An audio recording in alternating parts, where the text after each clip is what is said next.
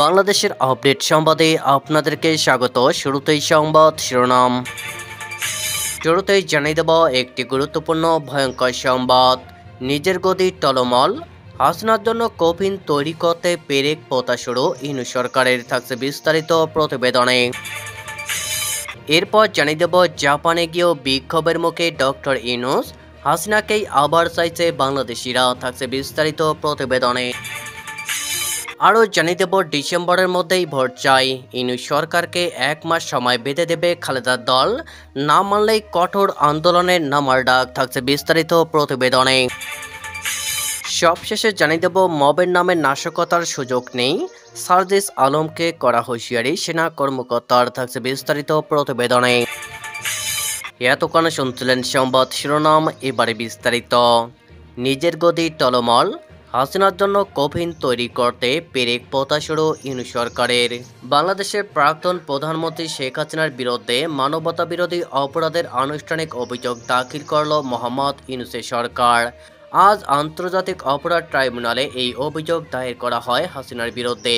যেখানে নিজের গদি টলমল, সেখানে হাসিনার বিরুদ্ধে মামলা চালিয়ে ফের পরিস্থিতি সামাল দিতে চাইছেন মোহাম্মদ ইউনূস। 2024 সালের 14 আগস্ট বাংলাদেশের প্রাক্তন প্রধানমন্ত্রী শেখ হাসিনার বিরুদ্ধে আন্তর্জাতিক অপরাধ ট্রাইব্যুনালে মানবতা বিরোধী অপরাধের অভিযোগ দাখিল করা হয়েছিল। সেই অভিযোগের তদন্ত শুরু করা হয় গত বছরের 14 অক্টোবর। সেই তদন্ত নাকি শেষ হয়েছে এবারে। এই আবহে 12 মে শেখ হাসিনা সহ 3 জনের বিরুদ্ধে তদন্ত প্রতিবেদন জমা পড়ে আন্তর্জাতিক অপরাধ ট্রাইব্যুনালে। জানা গিয়েছে মানবতা বিরোধী অপরাধের 5টি অভিযোগ আনা হয়েছে শেখ হাসিনার বিরুদ্ধে। 24শে জুন ট্রাইব্যুনালে এই মামলার আনুষ্ঠানিক অভিযোগ দাখিলের নির্ধারিত তারিখ ছিল, তবে 1 জুলাই হাসিনার বিরুদ্ধে সেই মামলার অভিযোগ দাখিল করল সরকার পক্ষ। এর আগে গত 15 মে ঢাকার প্রাক্তন কমিশনার সহ 8 পুলিশ সদস্যের বিরুদ্ধে মানবতা বিরোধী অপরাধের মামলার আনুষ্ঠানিক অভিযোগ দাখিল করা হয়েছিল আন্তর্জাতিক অপরাধ ট্রাইব্যুনালে। জাপানে গিয়েও বিক্ষোভের মুখে ডক্টর ইউনূস, হাসিনাকেই আবার চাইছে বাংলাদেশিরা। শুধু দেশে নয়, এবার দেশের বাইরেও বিক্ষোভের মুখে বাংলাদেশের অন্তর্বর্তী সরকারের প্রধান উপদেষ্টা ডক্টর মোহাম্মদ ইউনূস।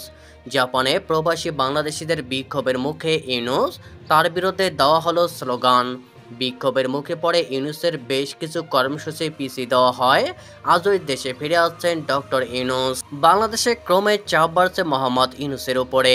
নির্বাচনে সাধারণ মানুষ থেকে শুরু করে রাজনৈতিক দল, এমনকি সেনাবাহিনীও চাপ তৈরি করেছে। বিএনপি সহ একাধিক দলই চায় ডিসেম্বরের মধ্যে জাতীয় নির্বাচন হোক, কিন্তু সেই দাবি মানতে নারাজ ইউনূস সরকার। বাংলাদেশে যখন নির্বাচনে ইউনূসের ওপর ক্রমাগত চাপ বাড়ছে, সেই সময় জাপান সফরে গিয়েছিলেন মোহাম্মদ ইউনূস। এবার সেখানেও তাকে বিক্ষোভের মুখে পড়তে হলো। শুক্রবার জাপানে প্রবাসী বাংলাদেশিরা মোহাম্মদ ইউনূসের বিরুদ্ধে বিক্ষোভ দেখান। বাংলাদেশের পতাকা হাতে শেখ হাসিনার সমর্থনে স্লোগান দিতেও দেখা যায় তাদের। বিদেশের মাটিতে এমন বিক্ষোভের মুখে পড়ে অস্বস্তিতে খোদ ইউনূস নির্ধারিত কর্মসূচিও পিছিয়ে দিতে বাধ্য হন। এবার দেশে ফিরে কোন পরিস্থিতির মুখে পড়তে হয় তাকে, তাই দেখার বিষয়। ডিসেম্বরের মধ্যেই ভোট চাই, ইউনূস সরকারকে 1 মাস সময় বেঁধে দেবে খালেদার দল, না মানলেই কঠোর আন্দোলনে নামার ডাক। বাংলাদেশে দ্রুত নির্বাচন চেয়ে সুর আরও চড়ালো প্রাক্তন প্রধানমন্ত্রী খালেদা জিয়ার দল বিএনপি। নির্বাচনের রূপরেখা নির্ধারণ করার জন্য মোহাম্মদ ইউনূসের নেতৃত্বাধীন অন্তর্বর্তী সরকারকে 1 মাস সময় দিতে চলেছে তারা। তবে এই সময়ের মধ্যে সরকারের তরফে নির্বাচনী রূপরেখা বা রোডম্যাপ প্রকাশ করা না হলে বৃহত্তর আন্দোলনের ডাক দিয়েছে বিএনপি। গত বুধবার জাপানের টোকিওতে একটি অনুষ্ঠানে ইউনূস জানিয়েছিলেন, বাংলাদেশের পরবর্তী সাধারণ নির্বাচন ডিসেম্বর থেকে আগামী বছরের জুন মাসের মধ্যে হতে পারে। গত সপ্তাহে রাজনৈতিক দলগুলির সঙ্গে ইউনূসের বৈঠকের পর তার প্রেস সচিব শফিকুল আলমও একই কথা জানিয়েছিলেন। ঘটনাচক্রে বুধবারই ডিসেম্বরের মধ্যে নির্বাচন চেয়ে ঢাকায় সমাবেশ করে বিএনপি। ওই সমাবেশে ভার্চুয়াল মাধ্যমে বক্তৃতা করেন বাংলাদেশের প্রাক্তন প্রধানমন্ত্রী খালেদা জিয়ার পুত্র তথা তারেক রহমান। তিনি বলেন, অন্তর্বর্তীকালীন সরকারের প্রতি আহ্বান, আগামী ডিসেম্বরের মধ্যে জাতীয় নির্বাচন করতে হবে।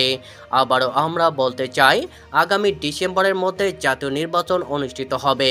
প্রথম আলো বিএনপির একটি সূত্রকে উদ্ধৃত করে জানিয়েছে, জুন মাসে বড় কোনো কর্মসূচির পথে হাঁটছে না খালেদার দল, তবে জুলাই মাস থেকে নতুন কর্মসূচির পরিকল্পনা করা হয়েছে। এই সময়ের মধ্যে সরকার ভোট নিয়ে ইতিবাচক কিছু ঘোষণা না করলে লাগাতার আন্দোলনে নামার পরিকল্পনা রয়েছে বিএনপির স্থায়ী কমিটির সদস্য সালাউদ্দিন আহমেদ প্রথম আলোকে বলেন, গণতান্ত্রিক প্রক্রিয়ায় আমরা আমাদের কার্যক্রম পরিচালনা করব এবং জাতির সামনে উপস্থাপন করব। আমরা আরও কিছু সময় অপেক্ষা করব যাতে সরকারের বিবেচনাবোধ জাগে। আমরা মনে করি যত দ্রুত নির্বাচনের মধ্য দিয়ে দেশে গণতান্ত্রিক রূপান্তরের দিকে যেতে পারে সেটি ততই দেশের জন্য মঙ্গল হবে। গত বুধবার ইউনূস বলেছিলেন, মানুষ তাদের রাজনীতিক বলতে চায় যে নির্বাচন যখন হওয়ার তখন হবে, কিন্তু রাজনীতিকেরা ক্ষমতার আসনে বসার জন্য উড্ড অধৈর্য হয়ে পড়েছেন। তারপরের দিন আবার ইউনূস দাবি করেন একটি দলই ডিসেম্বরের মধ্যে নির্বাচন চাইছে। ইউনূস কোনো দলের নাম না নিলেও তিনি যে বিএনপির দিকে ইঙ্গিত করেছেন তা স্পষ্ট হয়ে যায়। মবের নামে নাশকতার সুযোগ নেই, সার্জিস আলমকে কড়া হুঁশিয়ারি সেনা কর্মকর্তার। জাতীয় পার্টির চেয়ারম্যান জিএম কাদেরের বাসভবনে হামলা ও ভাঙচুরের ঘটনায় শনিবার দিবাগত মধ্যরাতে বৈষম্য বিরোধী ছাত্র আন্দোলন ও বিএনপি নেতাদের ডেকে জিজ্ঞাসাবাদ করেছে সেনাবাহিনী। খবর পেয়ে ওই সময় সেখানে ছুটে যান এনসিপির নেতা সার্জিস আলম। তিনি সেনাবাহিনীর ৭২ পদাতিক ব্রিগেডের কমান্ডার ব্রিগেডিয়ার জেনারেল হুমায়ুন কাইয়ুমের সঙ্গে কথা বলেন। এ সময় ব্রিগেডিয়ার জেনারেল হুমায়ুন কাইয়ুম সার্জিস আলমকে বলেন, শরীরে যতক্ষণ রক্ত আছে we are not going to promote anyone. যে দেশের বিরুদ্ধে করে আপাতত স্ট্যান্ডিং হলো, যে জনগণের অসুবিধা করে, ভ্যান্ডালিজম করে, মবের নামে যে আগুন লাগায়, ঘরদোর ভাঙচুর করে, এই পার্টিকে বার্তা দেওয়া যে না, এইটা করার সুযোগ নেই এখন। জাতীয় পার্টির চেয়ারম্যান জিএম কাদেরের Rangpur Senpara the sky view বাসভবনে গত বৃহস্পতিবার রাত 9:15টার দিকে হামলা হয়। বৈষম্য বিরোধীদের ছাত্র আন্দোলনের মিছিল থেকে এই হামলা হয়।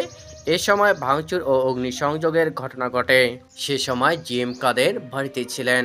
এই ঘটনায় গতকাল শনিবার দিবাগত রাত 12:30টার দিকে নগরীর পায়রা চত্বর মোড়ে বৈষম্যবিরোধী ছাত্র আন্দোলন ও জেলা মহানগর কমিটির আহ্বায়ক ইমরান আহমেদ ও ইমতিয়াজ আহমেদ ইমতিকে জিজ্ঞাসাবাদ করেন সেনাবাহিনীর ৭২ পদাতিক brigadier commander brigadier general Humayun Qayyum.